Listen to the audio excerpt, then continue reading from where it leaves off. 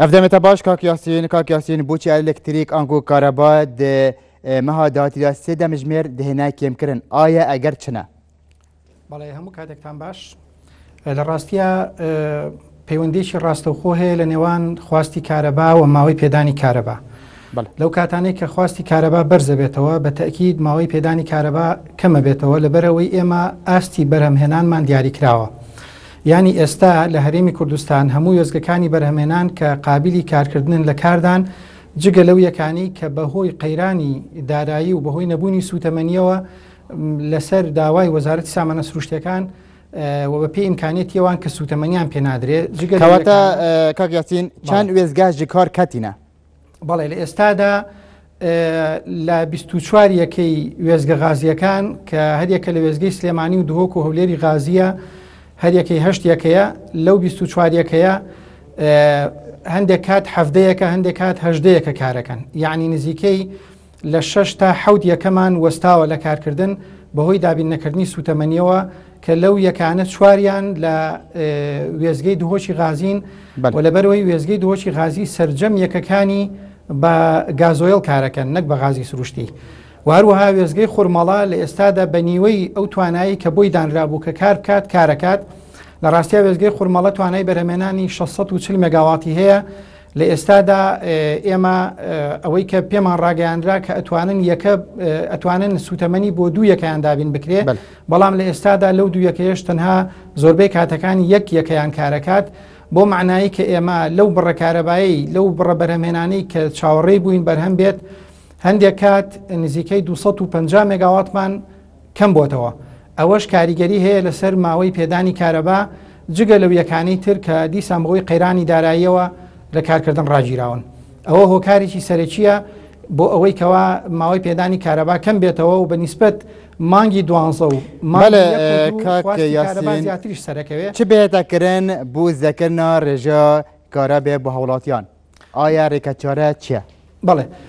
ئەوەی ئیمکانێتی وەزارەتی کارەبا بێ هەموو ئیمکانێتی خۆی خستۆتە گەڕ ئەوەی کە ماوەتەوە هەندێک ئەرێک هەیە لەسەر حکوومەت هەرێمی کوردستان کە بریتە لە دابینکردنی سوتەمەنی نەوتی سپی بۆ ماڵان بۆ بەردەستی هاوڵاتیان بۆ ئەوەی کەوا لە جاتی کارەبا لە جاتی سوتەمەنی کارەبا بەکارنێنن بۆ گەرمکردنەوە ئەمە کارێکی گرنگە کارێکی تر ئەوەیە کە سوتەمەنی پێویست بۆ وێزگە غازیەکان دابین بکرێ بۆ ئێمە بتوانین لەو یەکانی دهۆشی غازی هیچ نەبێ 6 یەکەیان کار پێ بکەین و سەرجەم یەکەکانی وێزگەی هەولێر و سلێمانی غازی کار پێ بکەین و وێزگەی خورمەڵە بە تەواوی کار پێ بکەین توانای بەرهەمهێنانمان زیاتر بێ لە 3500 مگاوات کە ئێستا نزیکەی 2600 بۆ 2700 مگاواتە ئەوەش هۆکارێکی ترەوە هۆکارێکی تریش ئەکەوێتە ئەستۆی هاوڵاتیان ئەویش ئەوەیە کە بەقەدەر پێویستی خۆیان کارەبا بەکار بێنن و زیاد لە پێویست بەکار نەهێنن و پەیامێکیشم هەیە لێرە بۆ هاوڵاتیان کە لە ڕێگەی کەناڵە بەڕێزەکەی ئێوە ئەویش ئەوەیە کە کاتێک کە کارەبا دێتەوە دوای ئەوەی سەرەی فیدەرێک تەواو بۆ بۆی کارەبای بێتەوە بەجارێک هەموو ئامێرە کارەباییەکان ئیش پێ نەکەن چونکە ئەوە ئەبێتە هۆی ئۆڤەرلۆد بوونی فیدەرەکە و ئەوەیە کە ئەو حاڵەتە دروستەکە کە هەندێک لە هاوڵاتیان ترافیکلایتی لێ هاتووە. بەڵێ کاک یاسین بۆچی وەزارەتە سامانên سروشتی سوتەمەنیە PTV بۆ وێزگەهێن ئەلکتریکی دابینان کەتن ئایا ئەگەر لە دیڤێ چەندە ئایا هەمی دامەدا وەزیرە ئەلکتریکی بەریانە هەژی ئاماژە پێیەکی کردبوو و وەزارەتە سامانên سروشتی سوتەمەنیە PTV بۆ وەزارەتەوان دابینان کەتن هەیە و ئەو جی لە ڕێکا خۆ ئەلکتریکا PTV بۆ هەوڵاتیان دابین بکات ئایا ئارمانجا وەزارەتە سامانێ سروشتی چیە بۆ دابینەکردنا سوتەمەنیە بۆ وەزارەتە ئەلکتریکێ؟ بەڵێ تاوان مەسلەی سوتەمەنی پێداویستی سەرەکی وێزگەکانی بەرهەمێنانی کارەبایە و دابینکردنی سوتەمەنیەکە لە ئەستۆی وەزارەتی سامانە سروشتیەکانە بە پێ و گرێبەستانەی کە کراوە و ئەوانیش ڕاستیەکەی لە وەڵامی ئێمە کاتێ بە دوواداچوونمان کردووە بۆ مەسلەی دابینکردن و نەکردنی سوتەمەنی ئەوان دەڵێن پەیوەندی بە قەیرانە داراییەکەوە هەیە و ئەوان دەتوانن هەر بەو ئاستە سوتەمەنی دابین بکەن کە ئێستا دابینیان کردووە و زیاتر لەوە پاری زیاتری ئەوەیە کە ئێستا حکوومەت هێرێم ناتوانێت دابینی بکە ئەوە قسە و کاردانەوەی وەزارەتی سامانە سروشتیەکانە لەو بارەیەوە ئێمە بەردەوام داواکاریمان کردووە و داواکاریش ئەەکەین لە وەزارەتی سامانە سروشتیەکان کە چەنێک دەتوانن دابینکردنی سوتەمەنی بۆ وێزگەکان پێداویستی ئێمەیە و ئێمە لەم وەرزەدا پێویستمان بە تەنانەت 1 مێگاواتیش هەیە نەک بڕی 300 مێگاوات و 400 مێگاوات کە بەهۆی دابین نەکردنی سوتەمەنیەوە لە کار بوەستێ. بله کاک یاسین، آیا راست وزارت سامانه سروشتی استمانیا پێتیڤی نەبدەتە وزارت الکتریکی هەیە کو ئەو ژی لە ڕێکە خۆ کارەبێ بە هاوڵاتیان داپی میکات یانجی ئەگەرێک لە پشتە ئێمە ناتوانین بڵێن ئەگەرێک لە پشتە ئێمە ڕای خۆیان لێرە ئەڵێنەوە بۆ هاوڵاتیان ئەوان وەزارەتی سامانە سروشتیەکان لە وەڵامی ئێمە بۆ ئەوەی کە بۆ سوتەمەنی پێویست دابین ناکەن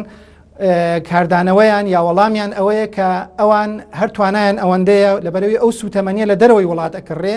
و بەرهەمێنانی ناوخۆیی ناتوانێت و سوتەمەنیە دابین بکە و بڕێکی زۆرە خۆی چارەسەر لە ڕاستیە ئەوەیە کە وەزارەتی سامانە سروشتیەکان کار بکات بۆ ئەوەی کە غازی سروشتی بۆ سەرجەم وێزگەکان و یەکەکان دابین کە ئێستا وێزگەی دۆشی غازی وەکو باسم کرد بەداخەوە هەموو یەکەکانی بە گازۆیل کارەکەن گرفتەکە لێرەیە ئەگەر بێت و غاز بگەیشتایەتە وێزگەی تۆژی غازی ئەگەر لە هەر وێزگەیەک 1-2 بە گازۆیل کار بکات کارێکی وا قورس و گران نابێ ئەوەی کە ئەرچی حکوومەتی قورس کردووە ئەوەیە کە سەرجەم یەکەکانی وێزگەی دۆشی غازی تا ئێستا کە بڕیار بوو لە ساڵی 2011 سوتەمەنیان بۆ دابین کرێ غازی سروشتیان بۆ دابین کرێ تا ئێستا ئەو کارە ئەنجام نەدراوە نەگەیشتۆتە ئەنجام وەزارەتی سامانە سروشتەکان نەیتوانیوە ئەو غازە دابین بکە گرفتی سەرەکی لەوەیە ئەگەر نا دابینکردنی غازی سروشتی نرخەکەی هەرزانترە و بۆ ژینگە باشترە و بۆ کارکردنی یەکەکانیش باشترە و نرخەکەی زۆر هەرزانترە لە چاو گازۆیڵی کە ئێستا ئەرچێکی زۆری لەم قەیرانەداراییە کاک یاسین نها وەزارەتە کارەبا حکوومەتە هەرێمە کوردستانە خوددان چەند مێگاواتن کارەبەیە هەرێمە کوردستانە ئەنکو وەزارەتە کارەبا هەرێمە کوردستانە دکاریتن چەند مێگاواتن کارەبێ بەرهەم بینە بەڵێ لە ئێستاە ئێمە ئەوەی کە بە فیعلی بەرهەم ئەێنرێت نزیکەی 2600 بۆ 2600 مێگاواتە ئەوە ئەو نزیکەی 200 مێگاواتی پارێزگای کەرکوچیشی لەسرە غیریەوە ئەوەی تری بۆ هەرێمی کوردستانە بەڵام ئێمە توانای بەرهەمهێنانی نزیکەی وەکو باسم کرد بۆ یەکانی کە وەستاون لە کار نزیکەی 600 تا 800 مێگاواتی ترمان هەیە ئەگەر بێت و سوتەمەنیان بۆ دابین بکرێ کە ئەوەش واکە ئەو گاپە ئەو بۆ شایەی بینی خواستی کارەبا و بەرهەمێنانی کارەبا کەم بێتەوە لە ئێستادا خواستی کارەبا لە هەرێمی کوردستان لە ڕۆژی هەفتەی مانگ گەیشتۆتە بەرزترین ئاستی کە 4320 مێگاوات بووە و لە بەرامبەر ئەوە ئێمە 2600 بۆ 2700 مێگاواتمان هەیە ئەگەر بێت و ئێمە ئەو یەکانە بتوانین بەکار بخەین و بەرهەمێنانی کارەبا بگەێنینە نزیکەی 3500 3600 مێگاوات لە بەرامبەر ئەوەشدا هاوڵاتیان زیادەڕەوی نەکەن لە بەکارێنانی کارەبای ئەو خواستە بێتە سەر لە جیاتی 4300 بێتە سەر 4000 مێگاوات بۆ نمونە ئەوەی ئێمە بە تەکید ئەو بڕانی کارەبایە توانین بگەینە نزیکەی 3 بۆ 4 سعات ئەوەی کەواتە لە ئەستۆی حکوومەتە و هەروەها لە ئەستۆی هاوڵاتیانیشە پێویستە هەمومان بەیەکەوە خەمی و حاڵەتە بخۆین چکە وەزارەتی کارەبا هەر ئەوەندە ئیمکانیەتی هەیە کە ئەو وێزگانەی هەیەی خستوێتە کار و ئەو هێڵ و وێزگانەی وێزگە ناوەندیەکان کە هەیەی سەرجەمی خستۆتە کار لەوە زیاتر ناتوانێت هیچ تر بکات. بەڵێ کاک یاسین دەربارەی ئەو کارەبا ژە دەرڤەتە ناو هەرێمە کوردستانە بۆ نمونە ژە ئیرانە و تورکیا ئایا چەند کارەبا ژە ئیرانە و تورکیا تێتە ناو هەرێمە کوردستانە؟ بەڵێ لە راپۆرتەکە شاباسی تورکیاتان کرد ئێستا لە تورکیاوە هیچ بڕە مێگاواتێک نایەتە هەرێمی کوردستان ئەوە چەند مانگێکە ئەوە وەستاوە پێشتر 100 مێگاوات لە ڕێگەی تۆڕی کارەبای تورکیاوە ئەگەیشتە پارێزگای دهۆک و بەشێک لە پارێزگای دهۆک کارەبای لەوێ وەرەگرت بەڵام ئێستا ئەوە هیچی نەماوە ئەو بڕێکە لە ئێرانیش دێت تەنها بۆ پێنجوێنە کە نزیکەی 15 مێگاواتە لە هەندێک گۆرزە کەمە بێتەوە بۆ 10 مێگاوات هەندێک جارەگاتە 20 مێگاوات بڕەکەی زۆر کەم و دیاریکراوە ئەوەی تورکیا ژۆکو باسم کرد هیچ بڕەکارەبایەکمان بۆ نایەت. بەڵێ کەواتە ئەو گرێبەستە گەل ئیرانی هاتیە ئەنجامدان بۆ دابینکردنا کارەبێ بۆ پێنجوین ئایا شێوازە وێ گرێبەستێ بە چ شێوازە؟ بەڵێ ئەوە گرێبەستەکە وا کراوە کە لە بەرامبەر ئەو کارەبایی کە ئەدرێتە ئێمە بڕێک پارەی دیاریکراوە و بڕێک سوتەمەنی ئەدرێت و پارەکەشی بە تێگڕایی پارەی ئەو کارەبایی کە ئیدەینە ئێران ئیدەینە وڵاتی ئێران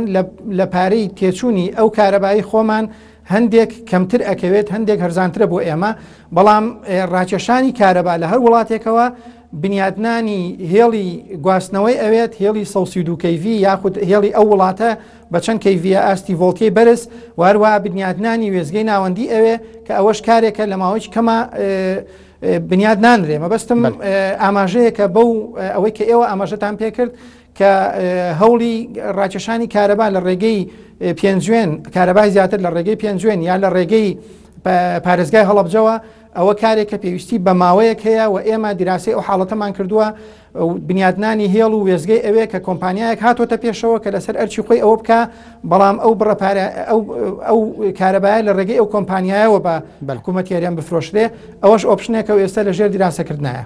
کەواتە کاک یاسین هەرێمە کوردستانیە ساڵانە چەند پاران چەند سوتەمەنی تەرخان دەکات بۆ ئیرانێ بۆ دابینکردنا کارەبا پێتیڤی بۆ پێنجوین و هەلەبچە کۆنەها تازە حکوومەت هەرێمە کوردستانê daxwaje qeza pawa kiriye ku elektrîka pêtîvî an ku kareba pêtîvî bi Helepçe dabî biket. Pisyara me ew e salane hikûmet herêmê çend pare çend sutemeniyê dede Îranê bû dabîkirina karebê.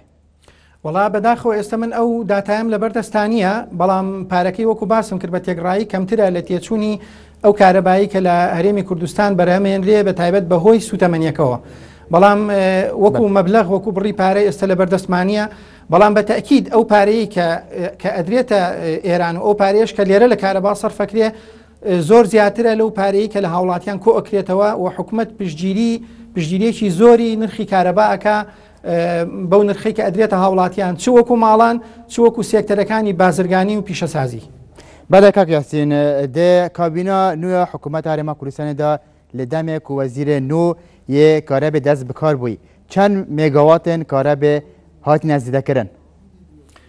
کابینەی لە سەردەمی کابینەی هەشتەمی حکوومەت یاریێمی کوردستانە ئەوەی کە زیاد بووە بۆ بەرهەمێنانی کارەبا وێزگەی خوورمەڵە بووە کە تواناکەی وتم 640 مێگاواتە بەڵام ئێستا نزیکەی 150 بۆ 300 مێگاوات سوودی لێ ئەبینین و هەروەها وێزگەی کۆمباین سایکڵی هەولێرە کە توانای بەرهەمهێنانەکەی نزیکەی خۆی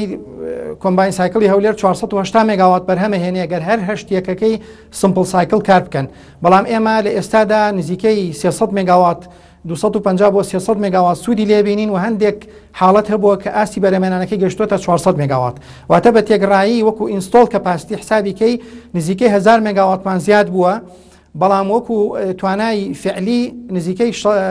با بڵێن 400 بۆ 600 مێگاوات هاتۆتە ناو تۆڕی کارەبای هەرێمەوە بەڵام لە بەرامبەر ئەوەیە خواستی کارەبا بە ڕێژەیەکی زیاتر زیادی کردووە بە تایبەت بەهۆی هاتنی ئاوارەکان ئێستا ئێمە تێبینیە کە این خواستی کارەبا لە پارێزگای دهۆک زۆر زیادی کردووە لە ساڵ بەڵێ کاک یاسین پرسیارەمە ئەو بوو پرسیارشتەکەم نەها حکوومەت هەرێما کوردستانê چەند کارەبێ بۆ ئاوەران دابین کرد ئایا ڕێژەیەکە دەستنیشانکردی هەیە بۆ دابینکردنا کارەبێ بۆ ئاوەران طبعا ئەو بڕێ کە ئەدرێتە ئاوارەکان ئێمە ناتوانین هەمووی دەستنیشان بکەین چونکە بەشێک لە ئاوارەکان لە کەمپەکانان ئەوانە ئەتوانین بڵێ دیاری کراوە لە پارێزگای دهۆک تەخمینەکرێ بە نزیکەی 160 مێگاوات لە تقریبا چەند هەفتەیەک لەمەوبەر ئەکید ئێستا ئەو بڕەش زیادەکە لەو کەمپانیای پارێزگای دهۆک بەڵام هەموو ئاوارەکان لە کەمپانین و هەموو ئەوانەی هاتوون لە بەتایبەت لە پارێزگاکانی تری عێراقەوە زۆریان خانوویان بەکرێگرتووە و لە گەڕک و کۆڵان و شارەکانی هەرێمی کوردستانە بڵاو بوونەتەوە بۆیە بارقورسی دروست بە کورتی دەهاتێ کارەبا هەرێما کوردستانê کیڤە چیتن مەبەستت ئەو داهاتی بەڵێ ئەو داهاتی کە بۆ وەزارەتی کارەبا کە وەزارەتی کارەبا کوێ کاتەوە تەمان بڕەکەی دیاری کراوە ئەوە پێی بڕیارێکی سەرۆکایەتی ئەنجومەنی وەزیران لە سەرەتای دەستپێکردنی و قەیرانە داراییە لە سەرەتای ساڵی 2014ەوە سەرجەم داهاتی وەزارەتەکان بە داهاتەکەی وەزارەتی کارەباشەوە هەر هەمووی ئەچێتەوە خەزێنەی حکوومەتی هەرێم و بۆ موچە خەرجەکرێ پێشتر بە بڕیارێکی پەرلەمانی کوردستان لە ساڵی 2011 دەبوایە بۆ وەزارەتی کارەبا خۆی خرج بکرایە و ئێمەش ناتەواویەکانی بواری دابشکردنی کارەبامان پێپڕەکردەوە بە فیعلیش لە ساڵی 2013 سوودی باشمان لێبینی بەڵام بەداخەوە ئێستا ئەو پارێش بۆ وەزارەتی کارەبا ناگەڕێتەوە. بەڵێ زۆر سپاس بۆ یاسین حەسەن پێیدارە وەزارەت کارەبا حکوومەت هەرێما